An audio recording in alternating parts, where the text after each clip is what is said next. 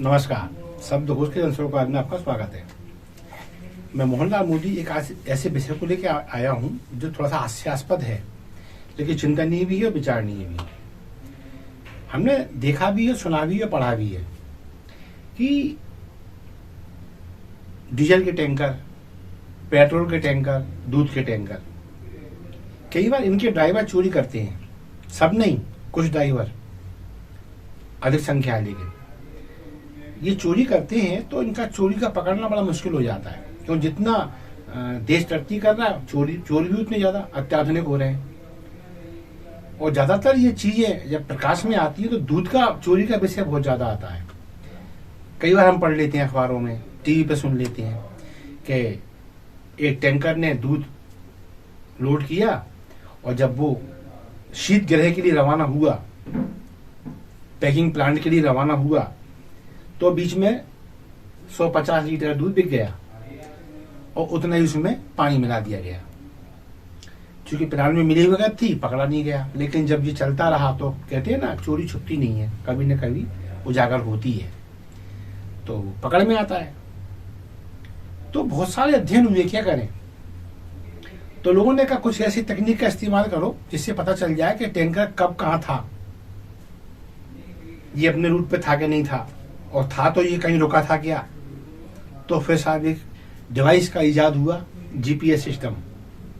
ये GPS system ट्रकों में, बसों में, टैंकरों में, सब में लगने लगी है आजकल। और मालूम चल जाता है कि जिस चीज में लगी है वो चीज इस वक्त कहां पर है। यानी कुल मिला के कि जब विश्वसनीयता शून्य हो गई तो फिर मशीन का सहारा लेना पड़ा ये पता लगाने के लिए कि इस वक्त वो चीज कहाँ है जिसके बारे में ठीक जानकारी नहीं मिलती। तो अब मिल जाती है।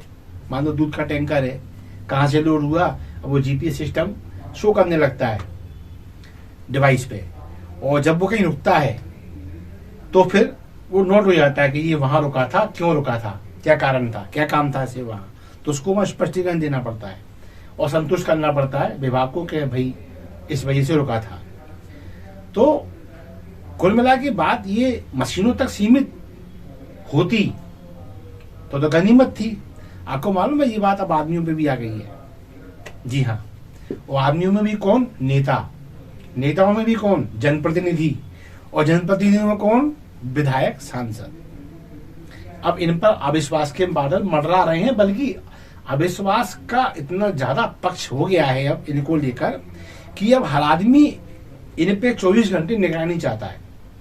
ये कहाँ बैठती हैं, किससे बात करती हैं, आज इस दल में, कल उस दल में चले जाते हैं। 2 दिन पहले वो दल उनके लिए राष्ट्रद्रोही होता है, फला दल सांप्रदायिक होता है, और जब ये पाला बदलते हैं तो पता नहीं चलता कि कब इस दल के हो गए।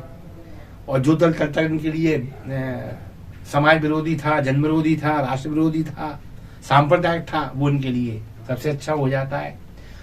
और ये जो हृदय परिवर्तन इनका कैसे होता है, ये स्टडी का विषय है। आज तक कोई भी विधायक, सांसद ये बिल्कुल स्पष्ट नहीं कर पाया कि मेरे हृदय परिवर्तन का कारण ये है, और जनता ने उसे मान भी लिया हो। ठीक है, एका दुक्का नेता ऐसे रहे होंगे जिन्हें वैचारिक धरातल पे अपना हृदय परिवर्तन किया, लेकिन अधिकांशों की स्थिति ये है कि शाम तक एक दल उनके लिए बिल्कुल छूत छात का विषय है, लेकिन सुबह पता पड़ा कि उसी में बैठे हुए हैं और उसकी तारीफ कर रहे हैं। तो इनकी स्थिति अब इतनी खराब हो गई है कि एक याचिका पहुंची सुप्रीम कोर्ट, और सुप्रीम कोर्ट ने याचिकाकर्ता ने मांग कर डाली कि इन विधायक सांसदों में कोई ऐसी डिजिटल निगरानी इनकी निश्चित की जाए सुप्रीम कोर्ट द्वारा, ताकि इन पर 24 घंटे निगरानी हो सके ये करते क्या है। अब ये चीज व्यापक स्तर पर देखा जाए तो ये भी स्पष्ट करती है कि शायद याचिकाकर्ता का जो कहना चाहिए मंतव्य है वो ये भी रहा होगा कि ये 5 साल करते क्या है हमारे लिए, कहाँ जाते हैं, क्या खाते हैं, क्या पीते हैं, कब बैठते हैं, कब सोते हैं, कब जागते हैं, कब चलती है, कब ठहर जाते हैं। शायद उसने, क्योंकि जनप्रतिनिधि तो 24 घंटे का होता है, तो उसने सुप्रीम कोर्ट से ये मांग कर दी कि इन विधायकों, सांसदों में अब निगरानी प्राथमिकता होनी चाहिए और वो 24 घंटे की हो, और सुप्रीम कोर्ट इसका कुछ डिजिटलाइजेशन कुछ ऐसा करे कि वो निगरानी में आ जाएं। तो सुप्रीम कोर्ट ने इस याचिका को ठुकरा दिया है और ये कह दिया है कि भाई अब सुप्रीम कोर्ट तो थोड़ी इनमें चिप लगाएगी विधायकों में, सांसदों में, तो ये कहाँ जा रहे हैं, क्या कर रहे हैं। और फिर उन्होंने प्राइवेसी का सब्जेक्ट भी उठाया कि भाई प्राइवेसी भी एक चीज होती है। आदमी कभी वो रहता है जनप्रतिनिधि, तो कभी कभी वो अपनी किसी पत्नी का पति भी रहता है, बच्चों का पिता भी रहता है, माता पिता का बेटा भी होता है, तो उसका वो निजी जीवन होता है। तो ऐसे ये संभव नहीं है। प्राइवेसी का अपना महत्व है और ऐसे कह के उस याचिकाकर्ता को जो है वहां से रुखसत कर दिया गया सुप्रीम कोर्ट से, इस ताकीद के साथ कि यदि ज्यादा समय खराब किया तो 5 लाख का जुर्माना भी लग जाएगा आप पे। तो आ गया वापस। लेकिन प्रश्न विचार नहीं है।